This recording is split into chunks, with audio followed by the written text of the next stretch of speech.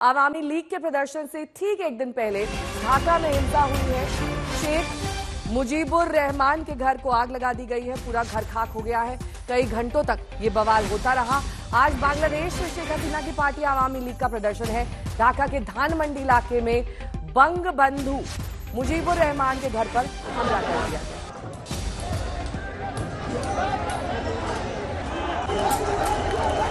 हमला करने वाले बुलडोजर लेकर पहुंचे और बंग बंधु के घर को आग के हवाले किया।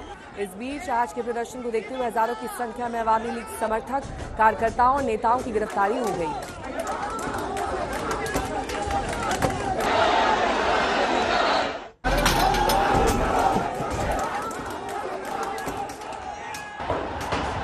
बांग्लादेश की राजधानी ढाका का धान मंडी इलाका एक बार फिर हिंसा और अराजकता की गिरफ्त में था। उपद्रवियों के निशाने पर था बांग्लादेश के नायक, वहां के पहले राष्ट्रपति बंग बंधु शेख मुजीबुर रहमान का धनमंडी 32 स्थित आवास।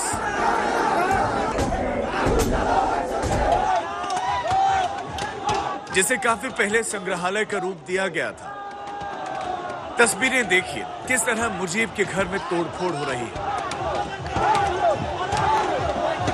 दीवार पर बनी उनकी तस्वीर पर हथौड़े से वार किया जा रहा है। जिसके सामने जो दिख रहा है उसे ही तोड़ने की कोशिश कर रहा है। ऐसा लग रहा है कि प्रदर्शनकारी मुजीब की हर निशानी मिटा देना चाहते हैं। तोड़फोड़ से जब मन नहीं भरा तो घर में आग लगाने की भी कोशिश की गई। स्थानीय मीडिया रिपोर्ट के मुताबिक हमले के समय दंगाइयों की तादाद हजारों में थी। पूरे घटनाक्रम के दौरान पुलिस मूक दर्शक बनी रही। दरअसल बांग्लादेश के अपदस्थ प्रधानमंत्री शेख हसीना ने 6 फरवरी यानी आज आवामी लीग के कार्यकर्ताओं और नेताओं से सड़क पर उतरने की अपील की थी। आवामी लीग का प्लान आज बांग्लादेश में हाईवे समेत शहर को जाम करने का प्लान है। अपने नेताओं और कार्यकर्ताओं के खिलाफ हो रही हिंसा के विरोध में मौजूदा सरकार के खिलाफ आवामी लीग ने बड़े प्रदर्शन का आह्वान किया था। इसे लेकर कल शाम शेख हसीना ने अपने कार्यकर्ताओं को ऑनलाइन संबोधित किया। जिस समय शेख हसीना का ऑनलाइन संबोधन चल रहा था उसी समय स्टूडेंट अगेंस्ट डिस्क्रिमिनेशन नाम से बने छात्रों के संगठन ने उनके पैतृक आवास पर हमला बोल दिया।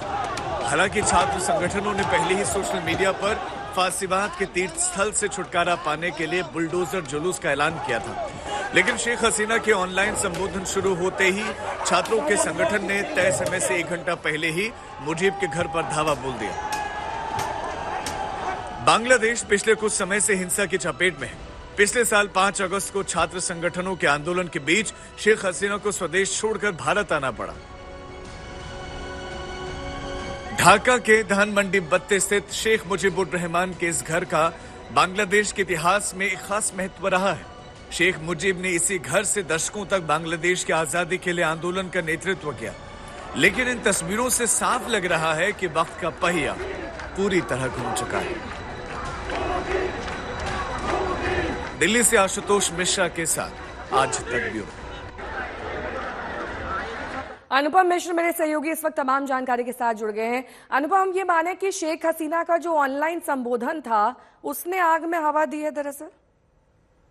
जी देखिए, सबसे पहली बात कि शेख हसीना रात 9 बजे के आसपास ऑनलाइन संबोधन करने वाली थी, लेकिन उससे पहले ही जो छात्र संगठन है उन्होंने सोशल मीडिया पर जो उनका पैतृक आवास है जहां पर बंगबंधु मुजीबुर रहमान रहते थे 32 धनमंडी ढाका में, वहां पर उसको फांसीबाद का अड्डा बताते हुए उसे बुलडोजर से गिराने की मांग रख दी सोशल मीडिया पर। और 9 बजे संबोधन शुरू होना था, लेकिन 8 बजे ही वहां पर जो छात्र संगठन है, छात्र नेता है, वो पहुंच गए और बुलडोजर से घर को तोड़ा गया। एक ऐतिहासिक धरोहर जहां पर मुजीबुर रहमान ने जहां से संघर्ष किया, जहां से बांग्लादेश की बहुत सारी ऐतिहासिक बातें हुई, जहां से उसको लगभग नष्ट कर दिया इस बार जो छात्र थे जिन्होंने आह्वान किया था।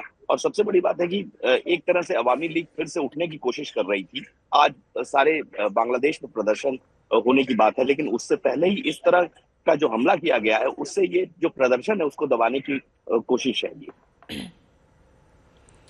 साथ ही वहां पर किस तरह से तैयारी थी? क्या ये एक्सपेक्टेड था इस तरह का प्रदर्शन होगा और पूरा घर ही यूं आग के हवाले कर दिया जाएगा? पुलिस प्रशासन की मौजूदगी थी या फिर वहां सब कुछ खुलेआम चल रहा था? जी देखिए, सब कुछ खुलेआम चल रहा था। पुलिस प्रशासन अगर होता तो इस तरह मुजीबुर रहमान के घर को इस तरह आग के हवाले नहीं किया जा सकता था, बुलडोजर से उसे ध्वस्त नहीं किया जा सकता था। इसका मतलब साफ है कि जो कानून व्यवस्था है वो बांग्लादेश में पूरी तरह से ध्वस्त हो चुकी है। खासतौर पर जो राजधानी ढाका में मुजीबुर रहमान के घर को इस तरह से तहस नहस किया जाएगा, ये भी किसी ने नहीं सोचा था और वो भी आज लोगों ने देख लिया। ठीक है, बहुत बहुत शुक्रिया इस तमाम जानकारी के लिए आपका। गर्मियों की छुट्टी होने वाली थी, मेरे पापा आने वाले थे, तो हम लोग सभी खुश थे। तो मैं एक बेड पे चढ़ के डांस कर रहा था, लेकिन वो पहले ही आ गए। फ्रीज।